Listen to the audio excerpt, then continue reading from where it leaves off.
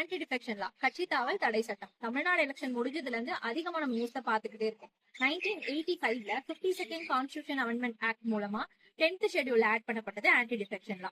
Elected members பதவிக்காகவோ சுயநலத்துக்காகவோ ஒரு கட்சியில இருந்து இன்னொரு கட்சிக்கு தாவறதை தடுக்கிறதுக்காகவும் நிலையான அரசாங்கத்தை உருவாக்குறதுக்காகவும் கொண்டு வரப்பட்டதுதான் இந்த ஆன்டி டிஃபெக்ஷன் லா.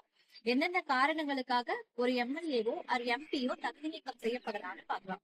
கட்சியிலிருந்து விலகுனா, கட்சி கொரோனா உத்தரவை மீறி நடந்துகிட்டா, சுயேட்சையா நின்னு ஜெயிச்சவங்க எலெக்ஷன் ரிசல்ட்டுக்கு அப்புறமா பொலிட்டிக்கல் பார்ட்டில போய் ஜாயின் பண்ணா, நாமினேட்டட் மெம்பர்ஸ் 6 monthsக்கு அப்புறம் வேற ஒரு பொலிட்டிக்கல் பார்ட்டில போய் ஜாயின் பண்ணான்னு இந்த காரணங்களுக்காக தகுதி நீக்கம் செய்யப்படலாம்.